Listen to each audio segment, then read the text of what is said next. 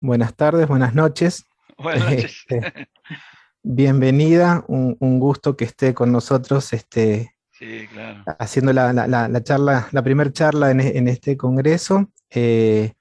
Voy a permitirme leer un poquito de su detallada carrera.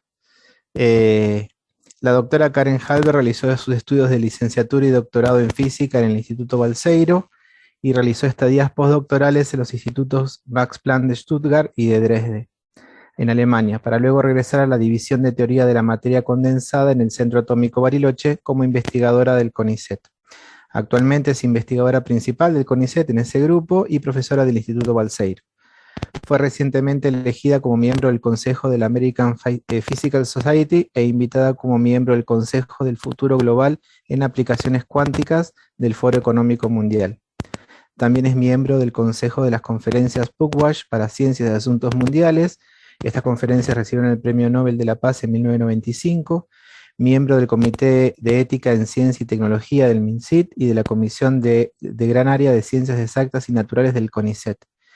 Es miembro correspondiente de la Academia Nacional de Ciencias Exactas, Físicas y Naturales, miembro de la Academia de Ciencias de América Latina e integra el Consejo de Administración de la Fundación Bungibor.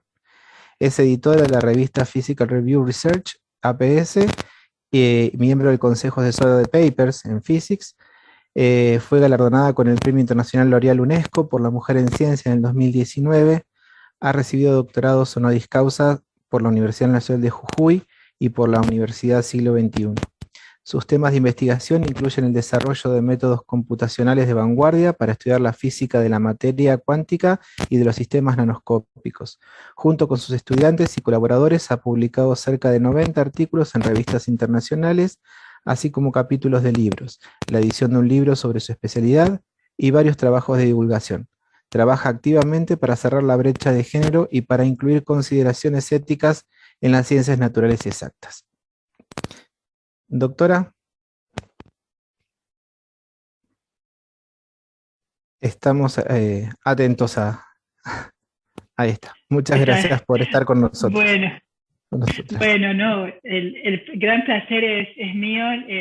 Primero quiero agradecerles, por supuesto, la invitación cuando Luis me escribió hace ya varios meses, Luis. Yo estaba en Bariloche y le decía a Luis que iba a estar en Alemania, así que ahora estoy en Alemania, en Augsburgo. Estoy dando un curso acá en la universidad y con quienes también tengo una colaboración.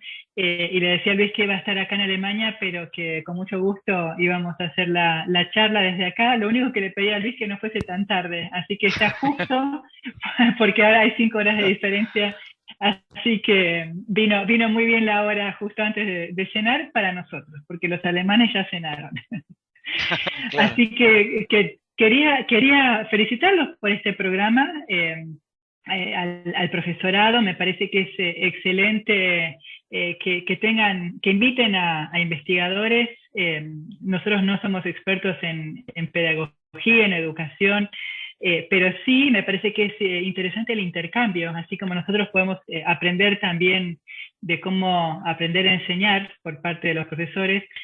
También, como estamos haciendo investigación, podemos nosotros también proveer de algunos conceptos que por ahí pueden ser interesantes para que los estudiantes estén más al día por ahí, ¿no? Y los profesores también. Así que me parece que es muy útil el diálogo entre los que educan en física y nosotros los investigadores que estamos trabajando en el tema. Así que muchísimas gracias y me encanta la idea de este diálogo.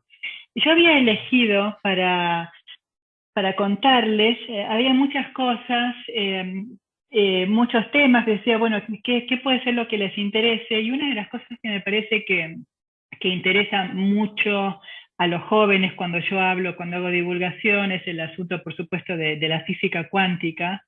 La física cuántica se volvió muy común, la palabra se usa y se mal usa, diría yo, también en otros conceptos. Se usa para conceptos que no tienen nada que ver con la física cuántica, ¿no? Lo vemos en muchas cosas. Entonces es bueno por ahí tener por lo menos haber visto, haber leído y tener una idea de lo que son los conceptos básicos de la física cuántica. Entonces, por eso lo elegí, porque me parece que es un tema que puede ser de interés tanto para los profesores, que, bueno, sí, muchos de ellos ya deben saber del tema, pero especialmente para los jóvenes. Así que yo voy a compartir pantalla porque tengo la charla preparada acá, que creo que después si yo la abro no se me va a ver. No, todavía no. Tengo que, a ver, un momentito. No quiero todavía, tengo que abrirlo acá primero. Ahí estamos. Bueno, ahora voy a... Ay, no puedo compartir la pantalla si lo tengo así. Luis. Estoy tratando de compartir. Un segundito. A ver, un segundito. Sí. Está habilitado para... No, bueno, me parece que según el tipo de Zoom a veces se puede o no. A ver, está acá. Bueno, yo no sé si voy a poder abrirlo del todo. Ahí está. Perfecto. Ahí se ve algo, pero ahí se ve la pantalla completa. No, ahí sí se ve en forma, sí, como presentación. Perfecto. Pero como presentación, perfecto. Bueno, disculpen. No, por favor. No. Bueno, entonces, bueno, somos provincias vecinas, así que no hace falta que le diga que ese es Bariloche, es el Nahuel Huapi, pero les quería hablar sobre el mundo fascinante de la física cuántica, como les contaba. Esta es una vista aérea del Centro Atómico Bariloche y del Instituto Balseiro, para aquellos que no lo conozcan. Lo azul de abajo, este es el lago Nahuel Huapi, y es una vista hacia el sur. Y todas estas casas son el campus del Centro Atómico, donde trabajo yo normalmente.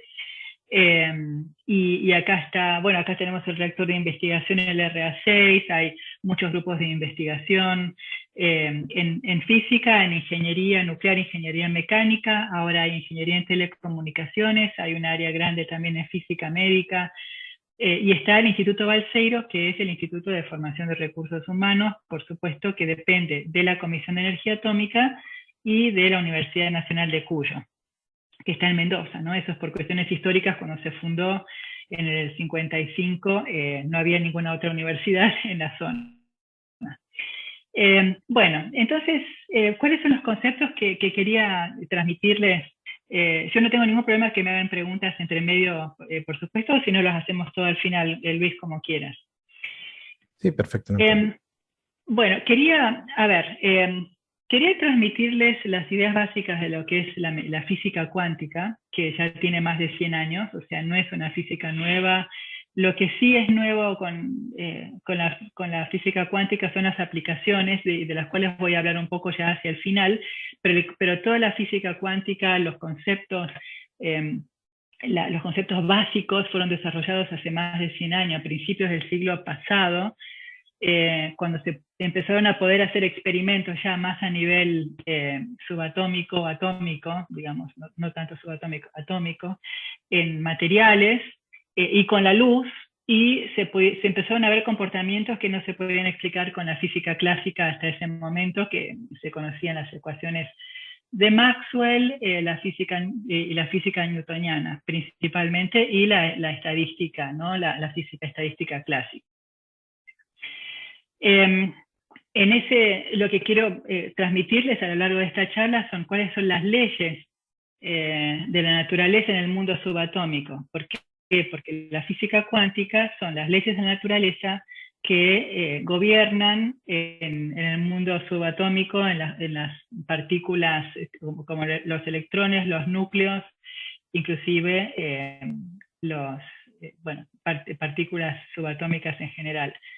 Y también en la radiación, ¿no? Porque el mundo lo podemos dividir en dos. El mundo se divide en la radiación, en luz y materia. Eso es donde vivimos, ¿no? Luz y materia, estamos compuestos de eso. Entonces la física lo que hace es tratar de entender la luz y la materia y las interacciones entre ellas y dentro de cada una de ellas. La física cuántica entonces tiene como conceptos fundamentales estos que les voy a mencionar, que es la dualidad onda-partícula, el entrelazamiento, el principio de indeterminación de Heisenberg, el famoso, y el efecto túnel. Estos son como los más característicos. Después quiero comentarles si la física cuántica, la pregunta, ¿no? Si tiene alguna consecuencia en nuestra vida diaria o es todo tan chiquitito que solamente se puede ver en los laboratorios y en situaciones muy esporádicas o muy especiales. La respuesta es no, es que estamos inmersos en la física cuántica. Después les quiero contar, si tengo tiempo, voy a entrar un poco en un concepto importante que es fenómenos emergentes y complejidad, porque me parece que es un tema, es un concepto importante y por eso se dio el premio Nobel ahora, justamente en este tema, este año, hace pocos días. Y por último, si podemos entender la complejidad de la materia o si son necesarias las computadoras cuánticas. O sea, todo esto, si llego a contarles todo, mejor, si no nos vamos a quedar en la parte de la mecánica cuántica y quedará la complejidad para más adelante.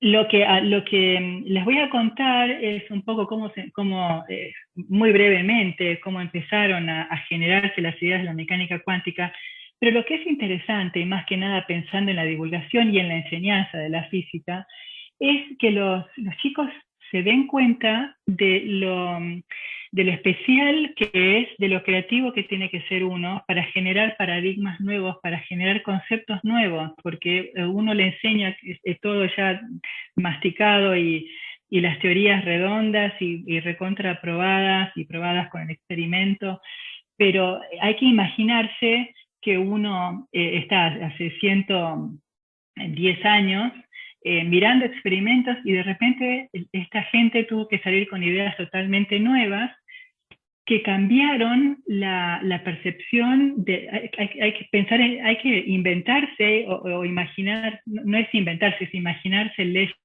nuevas, escribirlas, tiene que ser todo coherente y luego tiene que ser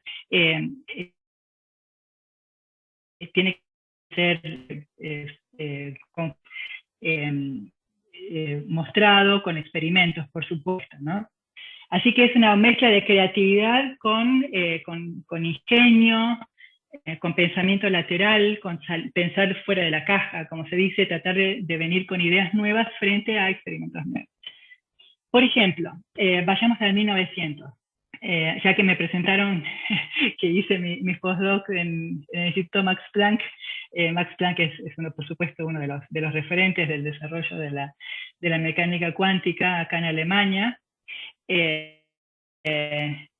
Bueno, toda la ciencia en general no es obra de una sola persona, pero uno menciona una persona porque fueron los líderes o los que por ahí vinieron con alguna idea o alguna genialidad, pero siempre construyendo sobre hombros de gigantes, ¿no? Como se decía. Entonces ya venían algunas ideas, pero con los experimentos en cuerpo negro, Max Planck vino con una idea que ya les voy a contar. O sea, se medía que había, bueno, experimentalmente ciertos materiales que tenían una distribución de radiación, de luz, o sea, emitían en toda una distribución de frecuencias, como estoy mostrando acá. No se ven muy bien los ejes, pero lo que estoy mostrando acá es imagínense un cuerpo muy, muy caliente, que se ve, cuanto mayor es la temperatura, más blanco se ve, ¿no? Empieza rojo, uno le pone más temperatura al hierro y se vuelve de rojo, pasa a mucho más blanco y después se funde, por supuesto. Entonces, ese experimento se podía medir cuánto era la longitud de onda de la luz emitida de esos materiales, la longitud de onda que está en el eje X, y cuál era la intensidad de emisión en función de la longitud de onda. Y se veía que había como un máximo. Entonces, dependiendo de la temperatura, fíjense que la curva de abajo es un cuerpo a 3000 Kelvin, más arriba está a 4000 Kelvin y más arriba está a 5000 Kelvin. Fíjense que el máximo se va corriendo hacia la izquierda. La izquierda son longitudes de onda más chicas, esto están en micrómetros, ¿no? Esto más o menos está en 0.5 micrómetros. la longitud de onda, el visible está por acá, justo por abajo de 1. Y entonces eso, bueno, eso corrobora la experiencia directa que tenemos, que cuanto más se calienta el cuerpo, más blanco se hace. Blanco significa que tiene longitud de onda más corta, porque el rojo tiene longitud de onda larga, y cuanto más chica es la longitud de onda, más alta es la frecuencia, y más tiende hacia el ultravioleta, hacia la izquierda de este gráfico. Lo que pasaba es que las teorías clásicas hasta el momento, las teorías clásicas daban esta curva negra que tenían una divergencia, o sea, se hacían infinitas. Esta curva acá no va para nada con el experimento, porque no tiene ese máximo y no se va a cero con longitudes de onda muy chicas. Entonces Max Planck salió con la idea de que adentro de ese cuerpo que está radiando toda esa energía en forma de luz, de ondas electromagnéticas, lo que está adentro en realidad no es un continuo de energías, sino que las energías están discretizadas, o sea, tiene que haber energías de ciertos valores y no de cualquier valor adentro de ese material. Al discretizar las energías, entonces pudo lograr una distribución de emisión como dice acá. Ahora, esa fue la primera, por eso se llama mecánica cuántica, porque las cosas están cuantizadas en muchos aspectos, no solo en cuanto a partículas, que ahora vamos a ver, sino que las energías están cuantizadas, que tienen valores finitos, no continuos. Es como discretizado. Y entonces a lo que llegó Max Planck es que las energías que están cuantizadas adentro de esos materiales tenían que ser proporcionales a su frecuencia. Acá está nu, la frecuencia de la onda, que la frecuencia es inverso de la longitud de onda, por supuesto, ¿no? A mayor longitud de onda, menor frecuencia. Y esta constante de proporcionalidad la llamó H, y esta H es la constante que se llamó la constante de Planck, que le dio algún valor, y después a lo largo de los años es una de las constantes de la naturaleza que se ha medido con más precisión. Fíjense que acá tienes 10 cifras significativas, 6.62, por 10 a la menos 34 en estas unidades. Es impresionante entonces toda la física que se construye a partir de la constante de Planck y la forma en que se midió con tanta precisión. La letra simpática, divertida, que es la H barra, en realidad significa H sobre 2pi, es digamos, multiplicar H dividirlo por 2pi, o sea, este número dio 2pi. Este es muy divertido porque se usa mucho para mostrar los efectos cuánticos, justamente por los desarrollos de Max Planck. Entonces, acá tenemos la cuantización de las energías, y unos años un poco más tarde, en 1905, un par de años, 4 años, 5 más tarde, Albert Einstein también salió con una explicación de lo que es el efecto fotoeléctrico. O sea, esto es un luz foto que saca electrones. Entonces había experimentos en donde se hacía incidir luz a un material y se medía que salían electrones eyectados de ese material. Lo que veían los experimentales es que pensaban que si la energía de esta luz incidente no importaba el valor de la energía, sino que solamente importaba la intensidad, y que se hacía incidir una luz con cualquier energía, pero con mucha intensidad, iba a sacar electrones. Lo que se medía es que no, que había algunas frecuencias que no importaba con qué intensidad se mandaban, y que no sacaban electrones por más intensa que fuese esa luz. Eso significaba que había una relación entre la energía de esa luz incidente y el electrón que era eyectado. Y lo que dijo Albert Einstein es que en realidad la energía, la luz que está incidiendo se podía interpretar como compuesta de partículas en vez de ondas, que él llamó fotón, y cuya energía también era justamente proporcional a la frecuencia, como había dicho Max Planck. Entonces, una vez que se puede interpretar a la radiación incidente como fotones con esa energía, se puede interpretar entonces por qué algunos podían eyectar electrones y otros no, porque los electrones también tenían ciertas energías adentro del material. Bueno, por esa teoría, Albert Einstein ganó el premio Nobel en 1921, fue el único premio Nobel que ganó Albert Einstein, y después, bueno, en 1905 fue el Annus Mirabilis, el año en que Albert Einstein también desarrolló la teoría especial de la relatividad y la teoría del movimiento browniano, importantísimos ambos cada paper en su área, y bueno, no ganó el premio Nobel por la relatividad, como algunos pensarían, porque en ese momento no se había comprobado experimentalmente. Luego Albert Einstein desarrolló la teoría de la relatividad general, y ahí, bueno, después se desarrolló toda la teoría de los agujeros negros. Einstein lo predijo en sus teorías, y finalmente, hace pocos años, bueno, deben haber tenido la charla de Gabriela González, se midieron las ondas gravitacionales que había predicho Einstein, y bueno, eso fue un producto experimental observacional de las predicciones que él tuvo, y ganaron el premio Nobel, ¿no? Lástima que no está acá para verlo. Bueno, entonces ahora tenemos la cuantización de la energía de las ondas electromagnéticas, y tenemos también la interpretación de que la onda de luz se puede interpretar como partículas según el experimento que uno esté haciendo. Ustedes deben haber visto, vamos ahora a ver qué pasa con la materia. Una vez que ya analizamos la luz, vamos a ver la materia.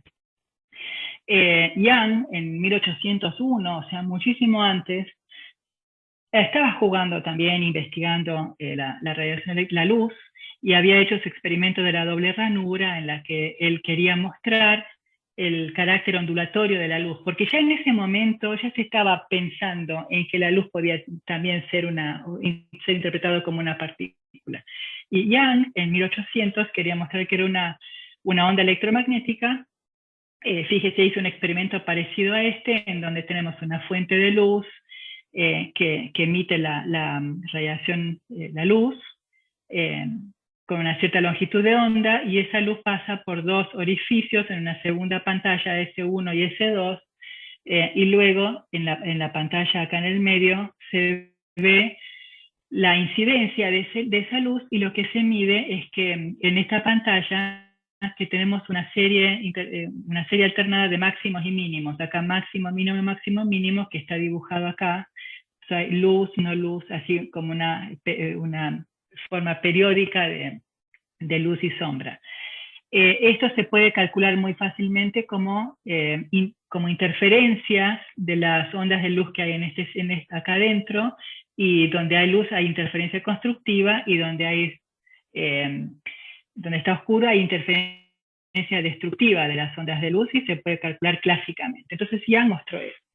En 1924, de Broglie, físico también, él estaba postulando en ese momento que así como la luz, que era una onda, se podía interpretar como una partícula, partículas subatómicas, como por ejemplo un electrón, también se podrían llegar a interpretar como ondas según el experimento, y él postuló la idea de que la energía de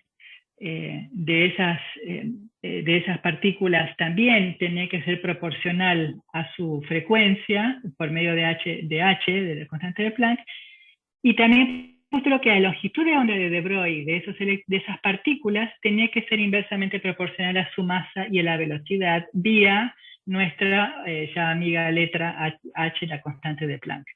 Entonces, de Broglie postula que la longitud de onda de las partículas tiene que ser H sobre su masa por la velocidad, o masa por el momento. Es más apropiado hablar de momento en vez de velocidad, pero bueno, en concepto es similar. Entonces, después se empezaron a hacer experimentos, por supuesto. Yo les muestro acá un experimento muy reciente, pero entre medio hubo otros en que se constató que los electrones se podían interpretar como ondas. Este es el experimento de Tonomura de 2007, en donde él hace el experimento de doble ranura, pero con electrones, para tratar de hacer el experimento equivalente al de Young, pero ahora para mostrar que la masa, que también los electrones podían ser ondas. Entonces volvamos a este experimento, lo que hace Tonomura es enviar electrones de a uno en forma muy controlada desde una fuente y hace, después pasará el electrón por una ranura o la otra, pero hay una segunda pantalla con dos ranuras, y luego él mira cómo se van depositando esos electrones en una placa sensible a los electrones al fondo acá. Fíjense la secuencia. Al principio acá arriba tenemos los puntitos de luz, es donde inciden los electrones que va tirando, y luego a medida que va pasando el tiempo, porque la frecuencia de envío es más o menos lo mismo, fíjense cómo se va formando a medida que vamos bajando un patrón de interferencia de luz y sombra como se formaba también con la luz en el experimento de Young. Y es bastante impresionante este resultado, porque uno no puede interpretarlo como que envía muchos electrones y los electrones interactúan entre sí, sino que en realidad se forma este patrón con el solo hecho de haber mandado un electrón por vez. Entonces, cada electrón es como si pasase simultáneamente por las dos ranuras, y cada electrón interactúa consigo mismo detrás de estas dos ranuras formando ese patrón de interferencia. Entonces es como que cada electrón es una onda extendida y distribuida en el espacio. Y eso es lo interesante de este experimento. Si se tapa una de las ranuras en este experimento, si se tapa una, no se ve, desaparece totalmente el patrón de interferencia y aparece solamente una luz y una sombra al lado, y se vuelve un experimento totalmente balístico, digamos. No hay una interferencia entre los electrones. Así que bueno, este es muy impresionante. Imagínense entonces lo que es tratar de salir entonces con teorías que expliquen estos comportamientos que son totalmente antiintuitivos. Finalmente, estos son números que son interesantes para tener en mente, para enseñar a los jóvenes, para que tengan en la cabeza, ¿no? La longitud de onda del electrón es aproximadamente 0.1 nanómetro. Esto es un angstrom, ¿no? Nano es 10 a la menos 9. Entonces 0.1 nanómetro es 1 por 10 a la menos 10. Entonces un electrón tiene una longitud de onda de un angstrom. Y la luz visible tiene una longitud de onda de 400 nanómetros, o sea, es muchísimo más larga la longitud de onda de la luz. Fíjense que esto es medio micrón, más o menos, 400 nanómetros. Es como 1000 veces más larga la luz que el electrón. Y eso es interesante porque, por ejemplo, los microscopios ópticos tienen una cierta resolución que tiene que ver con la longitud de onda, y en cambio los microscopios electrónicos de electrones tienen es como si usasen luz, pero de una longitud de onda mucho más corta. O sea, están usando electrones y tienen una longitud de onda. Al tener una longitud de onda tanto más corta, tiene una resolución también de este orden. Y por eso uno puede ver y distinguir y resolver longitudes mucho más chicas con un microscopio de electrones, por ejemplo. Bueno, entonces, para continuar, toda esta... acá quería mostrarles, por ejemplo, lo que se avanzó en química cuántica, al entender que los niveles energéticos son, por ejemplo, los niveles atómicos son discretos, y que los electrones que forman distintas capas atómicas tienen distintas distribuciones, como se ven acá. Este es un átomo de hidrógeno que tiene el núcleo en el medio, y los distintos estados electrónicos, los distintos niveles a medida que van subiendo en energía. Solamente para mostrarles, o sea, fíjense que lo claro tiene, esta es la distribución de los electrones alrededor de los núcleos. Donde está muy claro significa que hay la onda es muy positiva, y donde donde es negro, la onda es muy negativo y entre medio están los nodos, o sea, donde se hace cero la función de onda. Cuanto más nodos tenga la función de onda, más energía tiene ese nivel. Y entonces acá vemos muy bonito los distintos niveles electrónicos. A medida que vamos aumentando la energía, vamos aumentando la cantidad de nodos y vamos viendo cómo son los autoestados, o sea, las distribuciones electrónicas alrededor del átomo de hidrógeno. Estas distribuciones tienen consecuencias importantísimas porque para la formación de sólidos, para las aplicaciones, etc. Así que es importante haber llegado a entender el comportamiento cuántico de los átomos. Pasemos al tema del entrelazamiento. El entrelazamiento es un segundo concepto muy importante y uno de los más antiintuitivos de la mecánica cuántica, y que tiene que ver con el estado de más de una partícula, un estado cuántico de más de una partícula, por más que estén separadas en el espacio. Entonces, eso pasa, por ejemplo, a nivel atómico. Uno puede tener, por ejemplo, los electrones que están en estados entrelazados.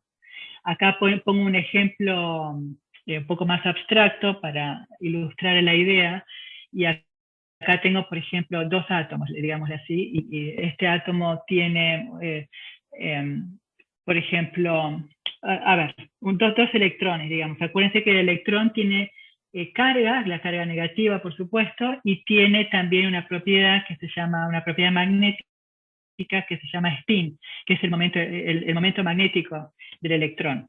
Ese spin lo podemos interpretar como que está para arriba o para abajo, y acá imaginemos que tenemos dos electrones y están en un estado entrelazado que no sabemos cuál es, pero están en un estado que nosotros podemos medir. Si nosotros medimos, lo que hacemos hacemos un quenching,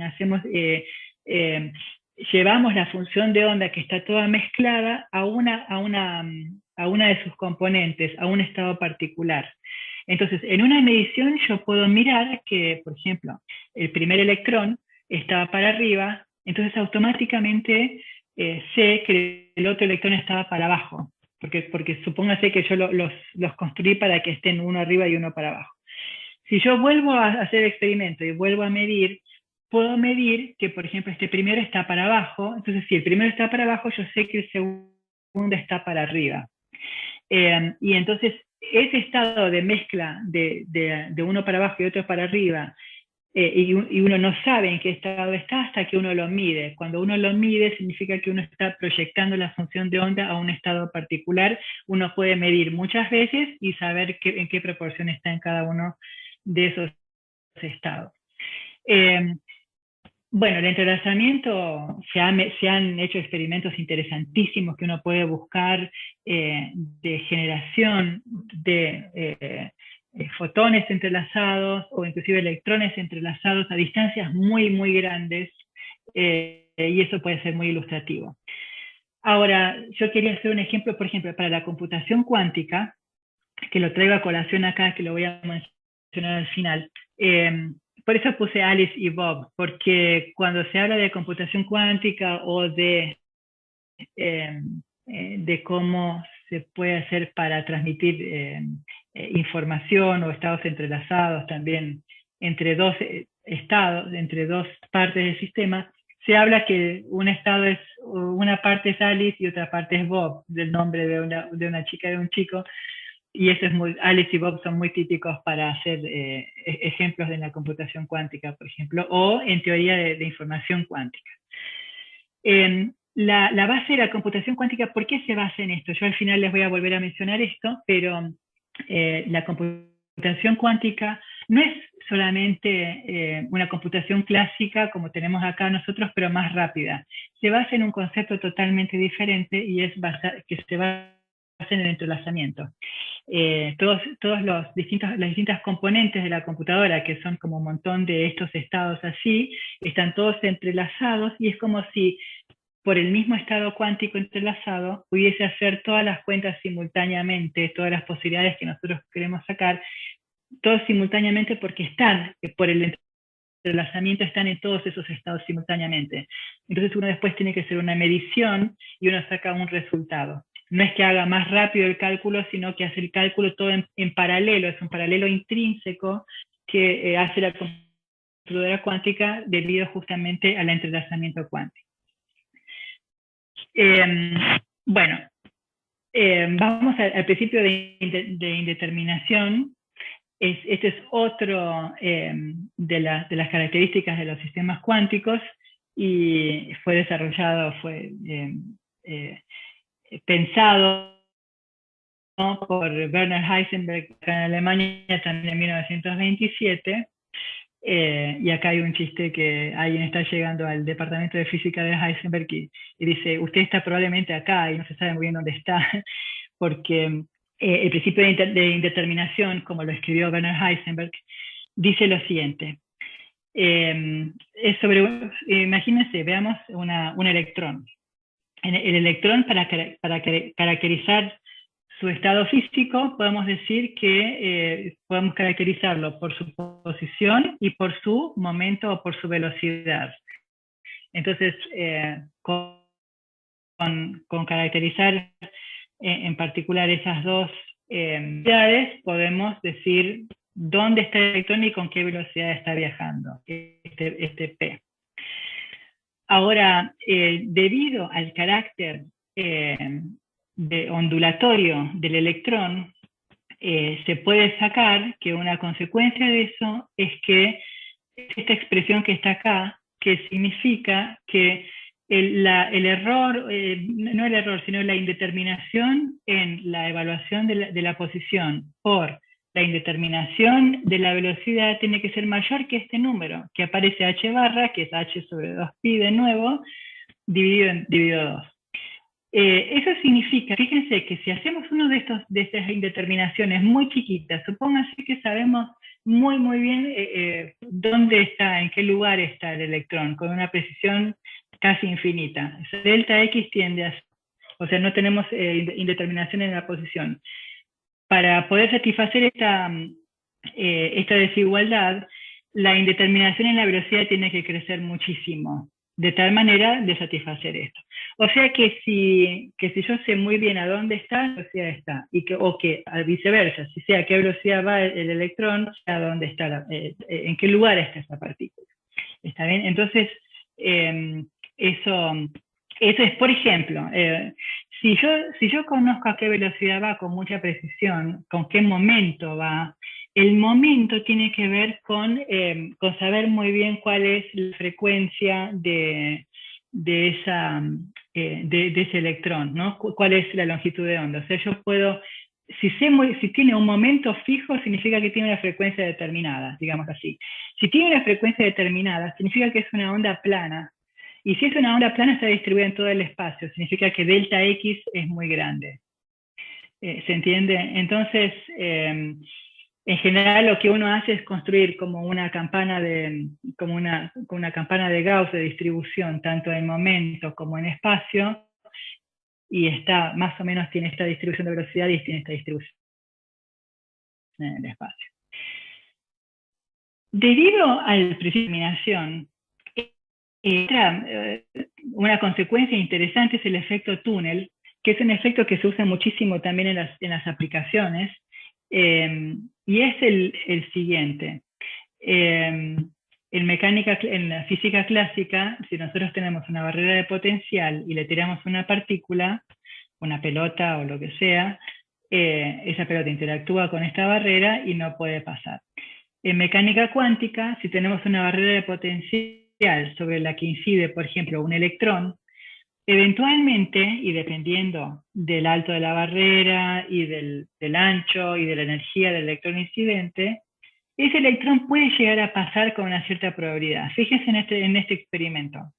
Ahora estamos hablando de, no de pelotas de fútbol como en la física clásica, sino imagínense acá un átomo, ¿no? Entonces tenemos un electrón incidente sobre un potencial, una barrera o algún átomo, por ejemplo, Y hay alguna probabilidad, fíjense cómo va, esta es la onda de electrón incidente, y adentro de la barrera de potencial, en donde en principio, según la clásica, estaría prohibido que esté esa partícula, decae la función de onda, o sea, si fuese muy ancho casi decaería a cero, pero si no es tan ancho, sale con una cierta probabilidad el electrón del otro lado. O sea, hay muchos experimentos se llama, de este efecto túnel. Un experimento en donde, bueno, un ejemplo de efecto túnel es el proceso de fusión. El proceso de fusión es un proceso de generación de energía que se está estudiando, es el proceso contrario al proceso de fisión, que es la fisión, se usa mucho, por supuesto, en los reactores nucleares para producir energía, ¿no? Un núcleo pesado, por ejemplo, de uranio, se fisiona y se divide en dos, al dividirse en dos, libera energía. Átomos livianos, el proceso de liberación de energía es el inverso. O sea, si yo tengo, por ejemplo, un deuterio y un tritio. El deuterio, estos son hidrógenos, son isótopos del hidrógeno, ¿no? El hidrógeno tiene un más, o sea, un protón, que es el núcleo. Estos son núcleos. Si el hidrógeno solo es un protón solo, sin el neutrón. El deuterio es el protón con un neutrón, es el isótopo, y el tritio es un protón con dos neutrones.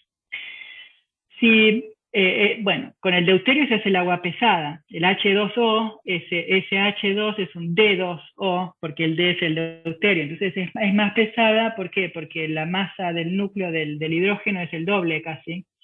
Y entonces por eso se llama agua pesada. A ver, ¿qué pasa si yo entonces hago chocar un deuterio con un tritio? Se hace acá un lío de cosas, hay un proceso intermedio, en donde cada uno de los nucleones que están acá, los protones y los neutrones,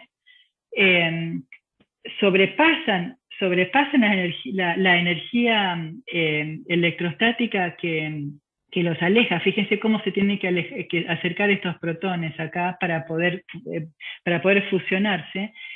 Y al pasar esa barrera de potencial por efecto túnel, da lugar a un átomo de helio, a un núcleo de helio que tiene el núcleo tiene dos protones y dos neutrones, un neutrón que se va porque, bueno, la cantidad de partículas es esa, y también libera energía. Entonces ese es un proceso que se puede usar el efecto túnel para explicarlo. Ejemplos de efecto túnel son las mutaciones en el ADN, porque de repente los electrones están en ciertos lugares y tunelean a otros lugares, los diodos en semiconductores y la computación cuántica, etc.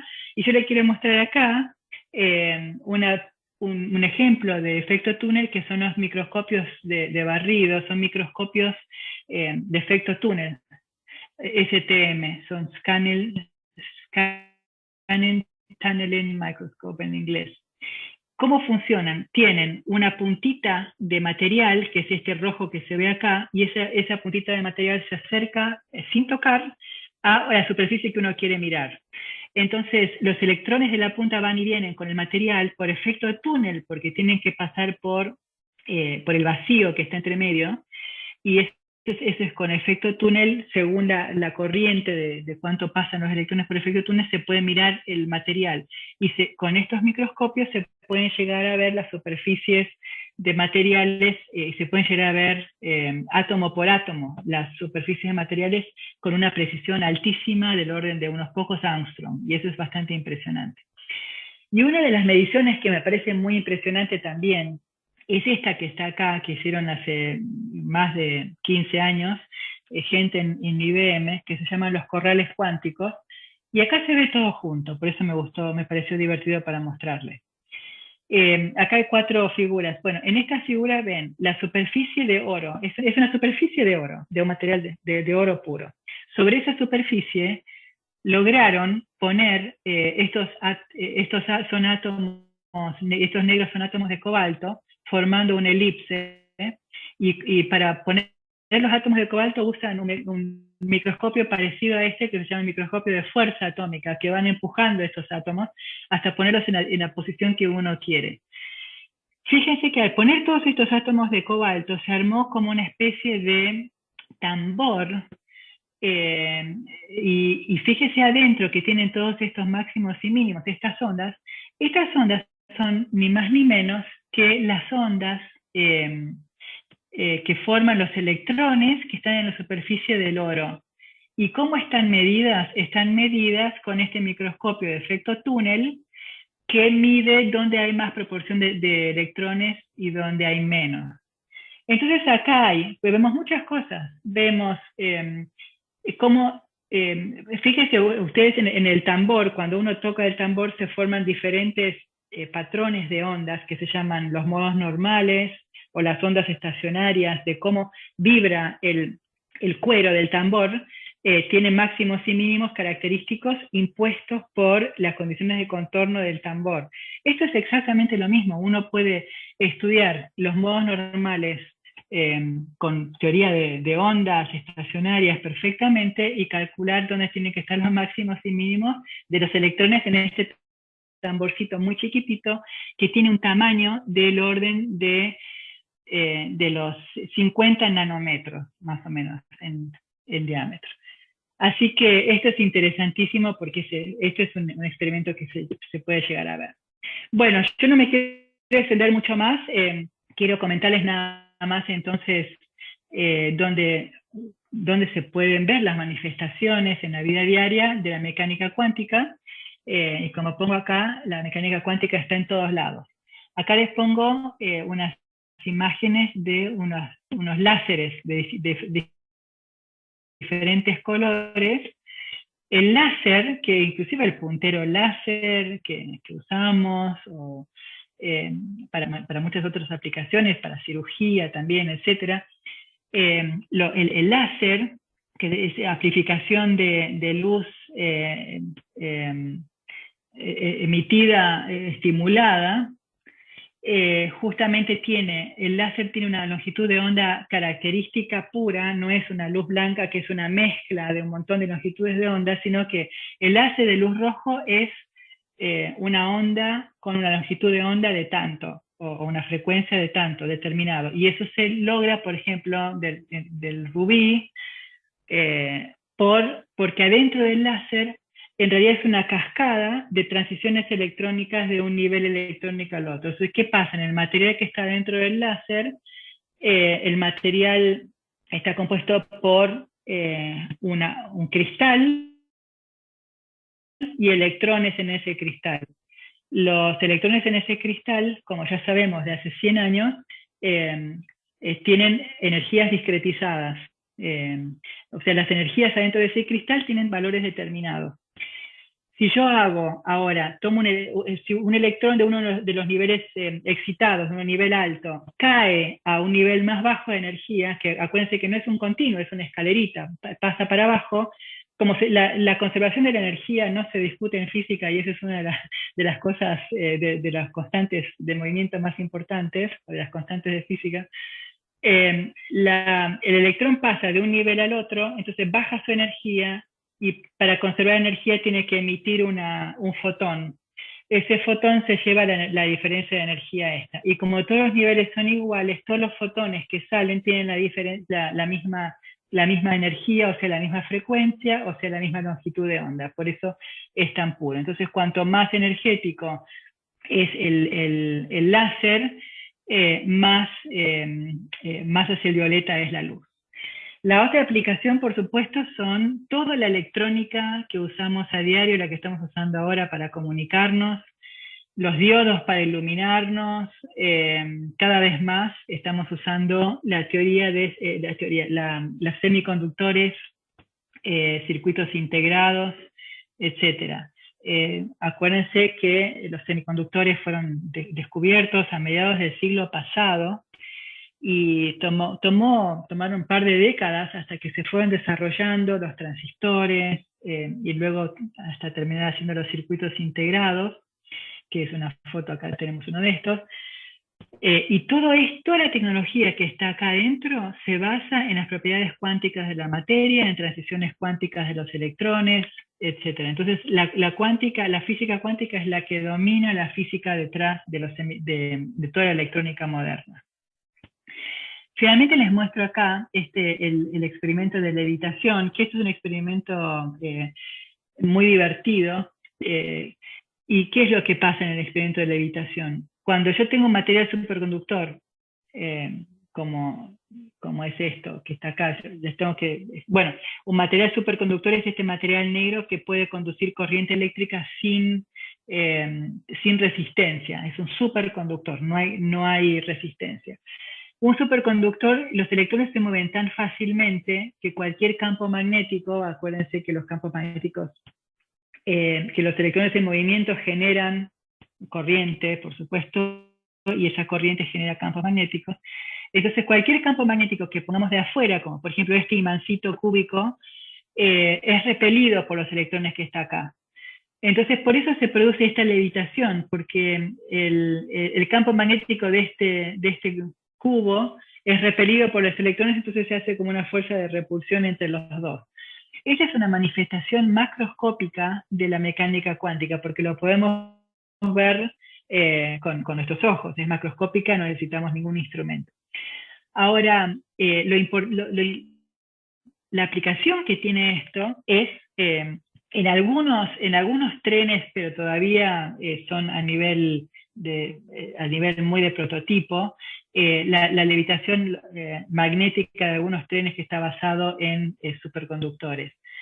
La otra aplicación importante es, por ejemplo, en los equipos de resonancia magnética. Acuérdense, si nosotros tenemos, imagínense un solenoide de material superconductor, yo puedo hacer pasar bastante corriente por esos solenoides. No demasiado, porque si se pasa demasiada corriente, rompo el estado superconductor. Como puedo hacer pasar corrientes mucho más grandes que por cables normales tipo cobre, en estos cables de neodimio y otros materiales, puedo generar en esos solenoides campos magnéticos muy grandes, del orden de varios Tesla. Entonces, eso se usa como base para los resonadores magnéticos con aplicaciones médicas. De hecho, la resonancia magnética que nos hacemos, muchos de los aparatos tienen superconductores y que están basados en la mecánica cuántica. Bueno, me parece que ya hablé demasiado. Luis, vos me dirás, ¿les parece que terminemos acá? Solamente quería comentar lo de las computadoras cuánticas, es muy poquito, serán un par de minutos más. ¿Te parece? Sí, no hay problema, doctora. Sígase. Bueno. Bueno, para terminar, quería comentarles sobre las computadoras cuánticas, porque todavía, si bien están a nivel prototipo, se están desarrollando rápidamente y se están están evolucionando rápidamente, y yo diría que por ahí de acá 10 años uno va a tener algo un poco más grande de lo que hay ahora, digamos. Ahora lo que tenemos, de hecho hay computadoras cuánticas, o sea, esta cosa enorme es una computadora cuántica de Google, IBM también tiene, y hay otro par más. Esto se llama Sycamore, y está en Estados Unidos. Es enorme, pero en realidad la computadora cuántica es algo muy chiquitito que está ahí adentro de todos esos cables, y en realidad está formada por del orden de varios cientos, nada más, no es tanto,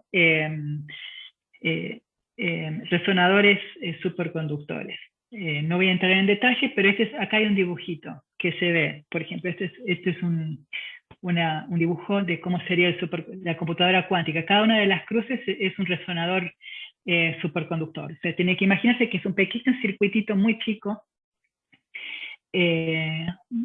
del orden de fracciones de micrones, o sea, tampoco es nanométrico, que están acoplados con parte del circuito. Entonces hay cientos de estos, no es mucho más grande que esto, y cada uno de estas cruces, imagínense que es como un pequeño circuito, un anillo.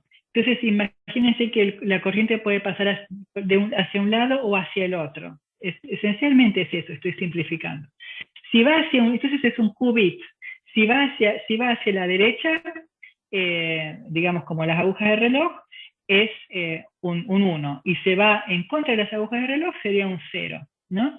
Eso se llama qubit, porque tiene 2 posiciones, qubit. Si tuviese 3 posiciones que puede haber, se llamaría qutrit, etc. Entonces, manejando esos estados, se puede armar un estado entrelazado cuántico entre todos estos qubits, y por eso la computadora esta puede hacer esos cálculos en paralelo todos simultáneamente. Por ejemplo, en este paper muy reciente, lo que dijeron en Google es que se pelean las grandes empresas para tener lo que llaman la supremacía cuántica. No me gusta mucho la palabra, pero bueno, se pelean por tener por mostrar ciertas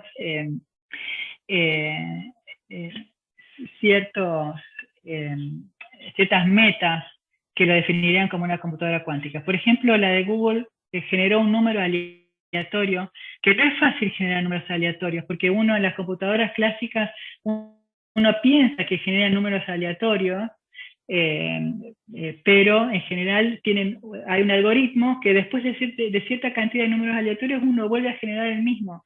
Entonces realmente no es que sean tan aleatorios, y eso es muy importante para investigación en clima, etc. Ellos generaron un número realmente aleatorio en 200 segundos, cuando ellos estiman que una computadora clásica habría tardado unos 10.000 años. Hay otros papers posteriores que dicen que esta estimación es demasiado grande, que exageraron y que en realidad es menos tiempo, pero de todas maneras hay muchos órdenes de magnitud de diferencia y ya pudieron generar ese número aleatorio. El problema que tienen las computadoras cuánticas es que hay problemas de decoherencia, o sea, esos estados entrelazados tienen un poquito de interacción con el ambiente, tienen un poquito de temperatura, y hay un efecto de decoherencia que los saca de ese estado cuántico de a poquito y no duran tanto en esos estados entrelazados. Entonces el problema de la decoherencia es un problema grave que tienen que todavía están buscando cómo hacer para solucionarlo. No se sabe a ciencia cierta si se va a poder solucionar, pero se supone que sí. Las aplicaciones que llegan a tener estas computadoras son las múltiples, como por ejemplo diseño de drogas en general, digamos, diseño de nuevos químicos, diseños de nuevos materiales. ¿Por qué? Porque van a poder calcular, son muy complicados de calcular los materiales, porque tienen muchísimos electrones del orden 10 a la 23, imagínense, y eso no hay ninguna. Nosotros los cálculos que hacemos en los materiales que calculamos, estamos calculando materiales con 100 sitios, 100 o 100 electrones, 100, y después de ahí decimos, bueno, extrapolamos que para 10 a la 23 más o menos va a funcionar lo mismo, y a veces le pegamos, otras veces no va con el experimento. Pero con las computadoras cuánticas sí se pueden hacer simulaciones de materiales. Ciencias del clima, de la atmósfera, se van a poder hacer también, porque justamente es tan complicada el cálculo, es tan complejo que la idea es que se espera poder hacerlo. Finanzas, también optimización en finanzas, optimización en un montón de otros problemas, en criptografía y en comunicaciones. Así que esas son más o menos las aplicaciones que se esperan de la mecánica cuántica. Bueno, no voy a seguir con este tema, solo quiero comentarles esto, que la semana pasada se dio el premio Nobel justamente a Giorgio Parisi, un investigador muy querido por muchos físicos, es un referente. Muchos de los físicos estábamos muy contentos con este premio Nobel. Por supuesto, él compartió la mitad del premio Nobel y la otra mitad se lo dieron a Manabe y Hasselmann, pero a él se lo dieron, él está en la Sapienza en Roma, como escribo acá, por el descubrimiento de la interacción, la relación entre desorden y fluctuaciones en sistemas físicos, desde las escalas atómicas a las planetarias, y eso es así. Él empezó a trabajar en lo que se llama vidrios de spin, empezó a trabajar en materiales, inclusive tiene aplicaciones en la física subatómica, en la física de partículas, y inclusive también con sus teorías del caos, del desorden, de los fenómenos emergentes. También muchos de sus conceptos nuevos, totalmente novedosos que generó él, se aplican también al clima y a la física planetaria, a la astrofísica. Por eso está él junto con estas otras dos personas, estos dos físicos que también estuvieron trabajando mucho en clima, y son los que vieron cuál es el efecto, por ejemplo, del dióxido de carbono en el calentamiento global y la dinámica del clima, etc. Bueno, no voy a seguir, ya termino. Lo que quería comentarles es que, bueno, hay muchas cosas que serían mucho más simples de calcular usando computadoras cuánticas, y eso nos va a llevar a nuevos descubrimientos seguramente. Entonces, para terminar, me gusta este dicho, esta frase de Richard Feynman, Premio Nobel de Física en el 65, porque él trabajó en electrodinámica cuántica, que él dijo: si quieren simular la naturaleza, mejor que lo hagan cuántico, de forma cuántica. Seguro que va a ser un problema interesante, justamente porque no es para nada fácil. Las cosas, Richard Feynman, les súper recomiendo que miren sus charlas en inglés, no sé, quizás algunas están traducidas al castellano, pero es uno de las personas más didácticas de la física, que tuvo las ideas totalmente claras y que era una persona que lo sabía explicar de forma sencilla. Él mismo decía que si uno realmente entiende un problema de la física, tiene que poder explicárselo a la abuela. Así que súper recomiendo los videos de Richard Feynman. Falleció hace varios años, pero son muy interesantes. Así que bueno, para terminar, brindemos por un brillante futuro cuántico. En una conferencia había un vino con un H barra que me gustó, y espero haberles transmitido la pasión por la investigación, la pasión por el descubrimiento de cosas nuevas, por entender la naturaleza, y también concientizarnos de lo creativa que es la ciencia y la investigación. Así que muchas gracias. No, en realidad los agradecidos somos nosotros. Eh, Realmente fue espectacular. A más de uno creo que nos ha explotado la cabeza, como decimos en el buen sentido. Eh, en realidad, para serles sincero, yo cuando leí los premios Nobel de este año de física dije, se lo dieron a meteorólogos. ¿Cómo se van a dar a meteorólogos? No, y después, obviamente, viendo los aportes que han hecho París y Hasselmann y Manabe, obviamente uno se da cuenta de que hay atrás un montón de trabajo.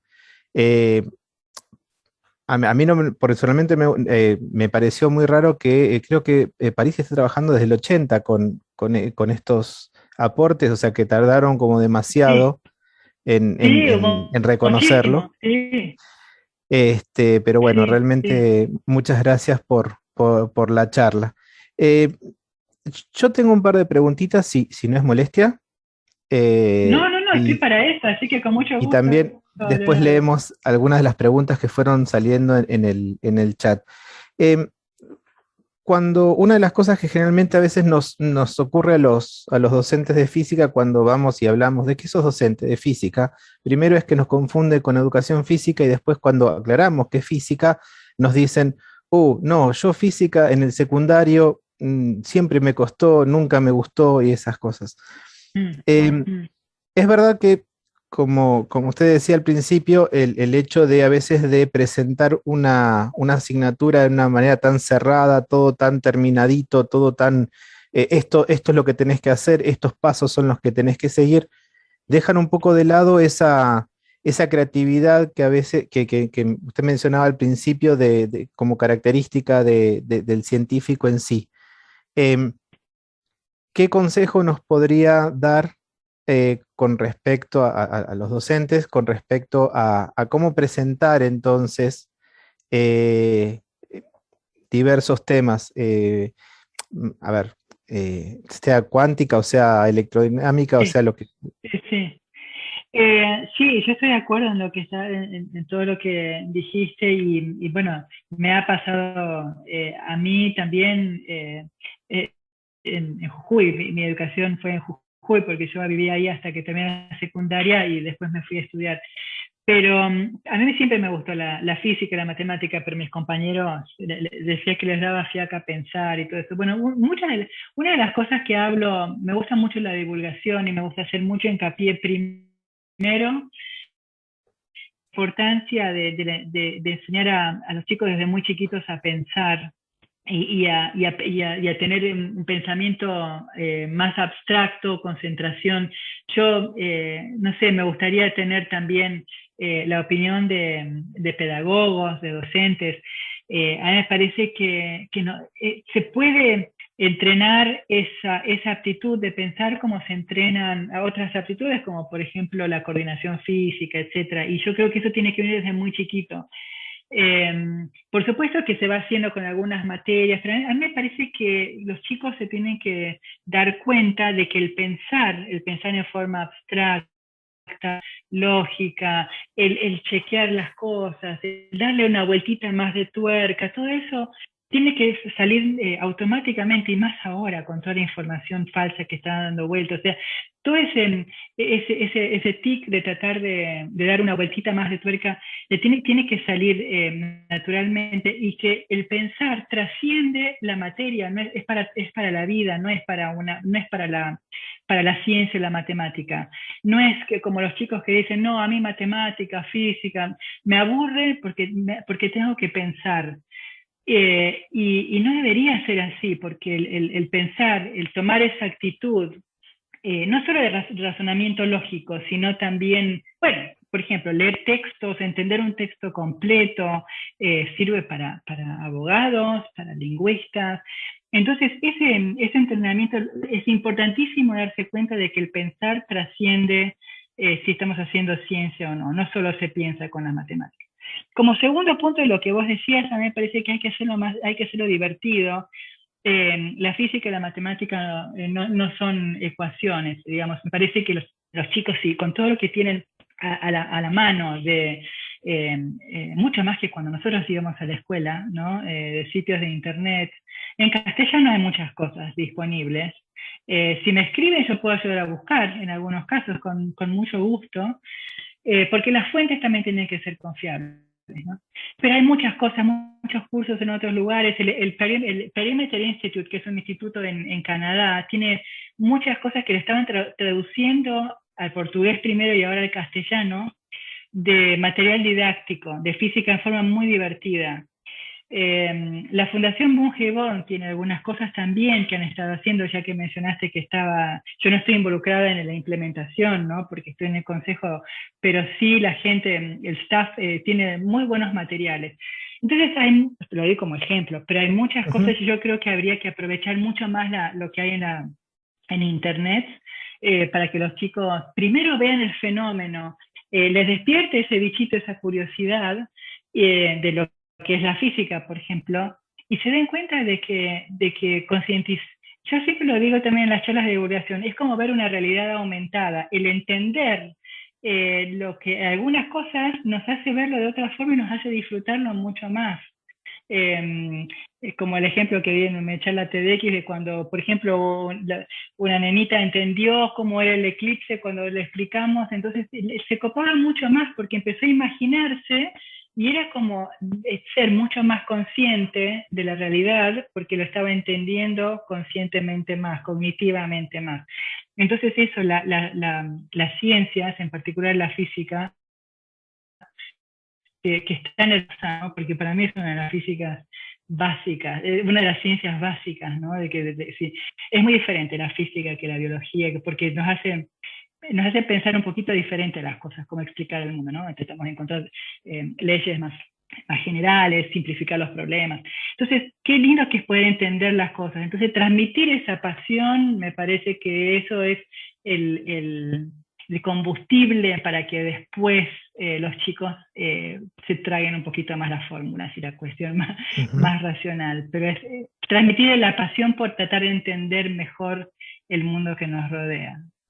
Es interesante justo que sacó la anécdota perdón, del eclipse, porque eh, usamos una de sus charlas TED cuando trabajamos con la parte de características de la ciencia para, bueno, para mostrar a a una científica que está trabajando y cuál es su visión acerca de ciertas características propias de la ciencia. Y en esa charla TED creo que usted mencionaba que había una amiga que le había dicho como que que el eclipse podía llegar a hacer diferentes efectos nocivos, como que eran derretimientos de retina, si mal no Sí, recuerdo. sí, Em, sí, con lo cual también es importante, y rescato lo que decía al principio, de la parte de lo que es la divulgación y la vigilancia sobre las fuentes de lo que sí, uno, de lo que uno está diciendo, de lo que uno está viendo. Entonces, eh, sí. obviamente, nos toca a nosotros como tanto a científicos propiamente dicho, como a los docentes, mantener esa vigilancia sobre las fuentes, enseñar a buscar. ¿Cómo se define en ese rol a un científico con respecto a lo que es la divulgación? Me parece, me parece que tenemos, todos tenemos ese rol importantísimo para que tenemos que cumplir, ¿no? A mí me parece que la parte de la divulgación es una de nuestras responsabilidades como científicos, los investigadores, porque tenemos conocimientos que tenemos que transmitir. Y me parece que la divulgación no es fácil porque nosotros a veces tenemos un lenguaje que, bueno, vamos desarrollando con la profesión. No es fácil, pero es importantísimo hacerlo. Mirá el ejemplo que di de Feynman, ¿no? Feynman, premio Nobel, uno de mis ídolos en física, cómo él le daba importancia a la transmisión de los conocimientos y de que uno puede tiene que poder transmitir esos conocimientos, porque justamente uno conoce algunos aspectos novedosos que no conoce otra gente y es importantísimo, es parte de nuestra obligación compartirlo con el resto de la humanidad, ¿no? O de la gente que nos rodea. Y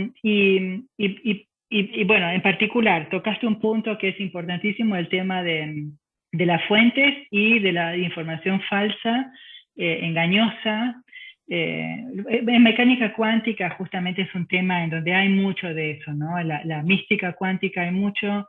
Eh, Hablando con amigas mías, mis amigas, muchas me preguntan y está bien que pregunten porque ellas no tienen la formación. Entonces yo digo, no, vos leíste esto, tened cuidado porque donde dicen que hay física cuántica, están usando esa palabra, pero no hay nada de física cuántica en eso. O sea, están como abusando de un concepto que no es así, ¿no? Entonces, por ejemplo, cuando hablan, pero inclusive hay películas que están mal, que son que tratan de mezclar la parte, es pseudociencia, porque en realidad estiran la ciencia hasta darle todo un aspecto místico que le gusta a mucha gente. Y es nuestra responsabilidad también entender, hay que entender también la necesidad de la gente de buscar respuestas, ¿no? En otros lugares. Pero no hay que mezclar las cosas y yo creo que hay que aclarar cuando se está mal usando algo. Entonces, cuando se dice, bueno, la mecánica cuántica, como está el concepto de que cuando yo mido algo, estoy cambiando el estado de lo que mido, porque proyecto la función de onda y estoy perturbando el sistema. Entonces en la película dicen, bueno, pero entonces según cómo uno mira la realidad o cómo uno trata a un compañero, entonces puede estar modificando su realidad. Sí, eso pasa a niveles de la psicología, pero eso no es mecánica cuántica, no tiene nada que ver con mecánica cuántica. Entonces ese tipo de cosas tenemos que tener cuidado digamos, es nuestra responsabilidad decirlas. Ahora, el rol de los docentes me parece que es fundamental, de los profesores, es justamente, digamos, a nivel formación de los chicos jóvenes y cómo va a ser su actitud cuando sean adultos.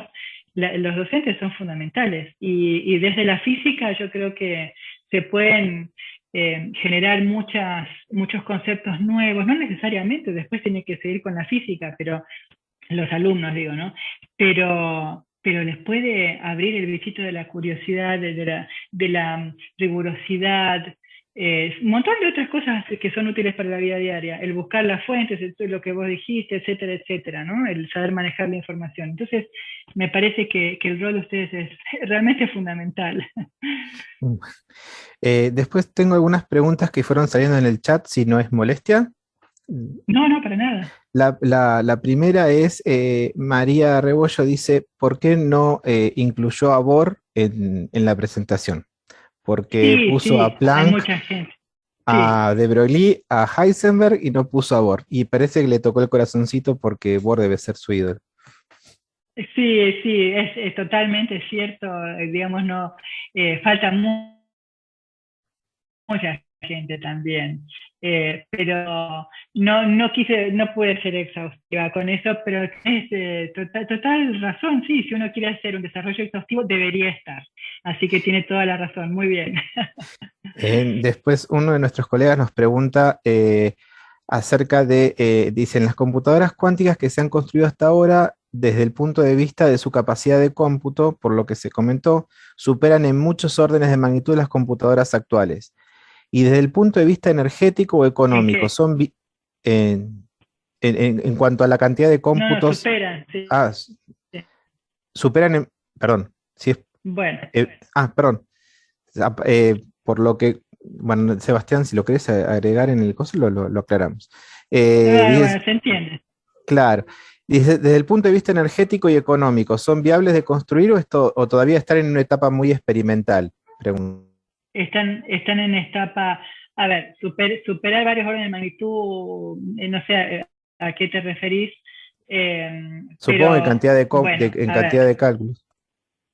en cálculo por segundo, algo así, no sé, eso hay que ver. Por ejemplo, en velocidad, lo que pasa es que no se puede comparar, porque no son los teraflops por segundo y eso, es otra cosa, no es la cantidad se mide, no se mide en la cantidad de operaciones que se pueden hacer en bits por segundo, porque no es que se hace de a uno los bits, es un estado entrelazado completo en donde uno pone información, pone un input, un cierto estado para cada uno de los qubits, deja que interactúen con las compuertas lógicas cuánticas que uno pone y después saca una información. Entonces saca el resultado y lo mide.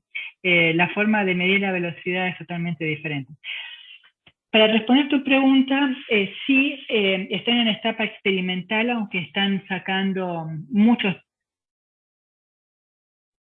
trabajos de cálculos concretos, como te mostraba la generación de un número aleatorio. Después también hay otras computadoras que hicieron simulaciones de procesos físicos.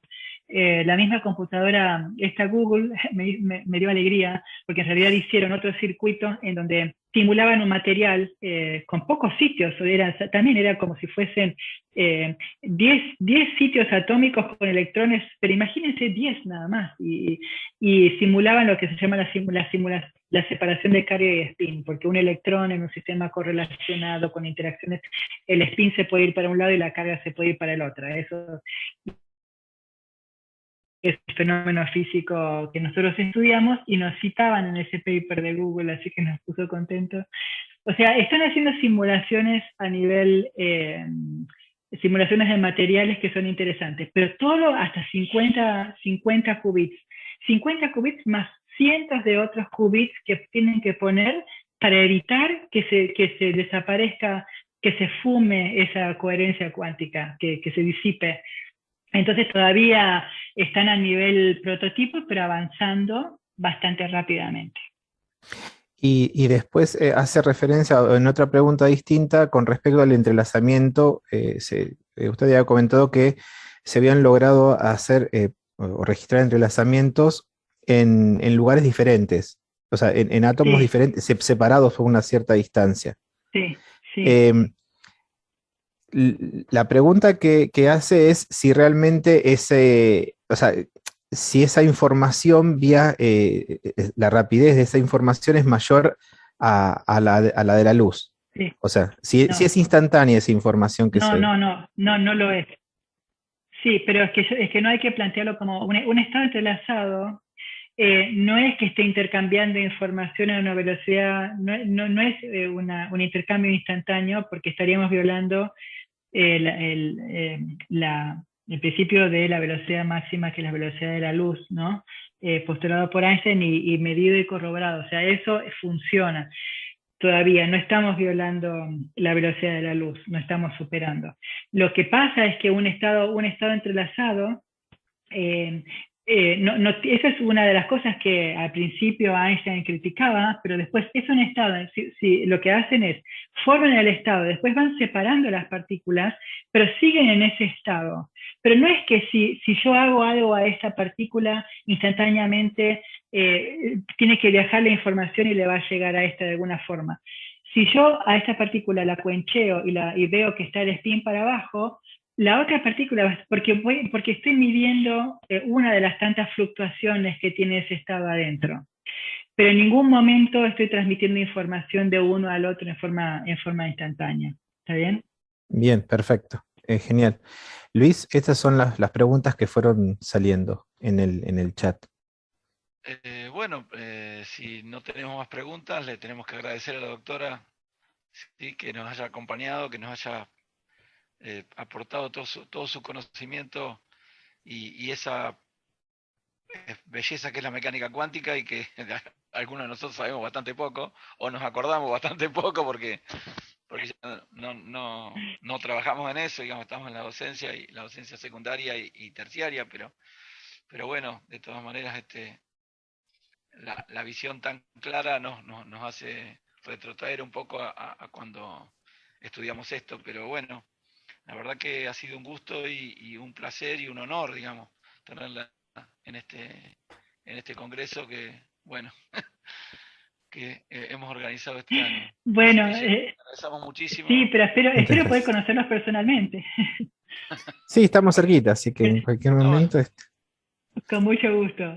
muchísimas gracias. bueno, muchas Esperemos gracias. que quizás el próximo podamos hacer, aunque sea una cuestión, un encuentro, obviamente más basado en lo presencial que en lo virtual, así que bueno, desde ya eh, extendemos la invitación, eso seguro. Bueno, muchísimas gracias también. Para mí me resulta muy divertido, muy lindo, muy necesario y por eso hago estas cosas porque me parece que me gusta también conocer gente nueva. Ojalá pueda conocer también al resto de las personas que están acá presenciando que no las pude ver. Así que les mando un saludo desde Alemania a todos y Muchas gracias. estoy a disposición para cuando necesitan. No tengo ningún problema que me escriban si tienen preguntas, si quieren que les dé algún tipo de sugerencias para algo, así que estoy a disposición y con mucho gusto.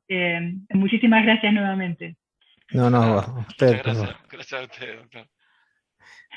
Chao, Hasta buenas luego. tardes a Chao. ustedes. Buenas tardes.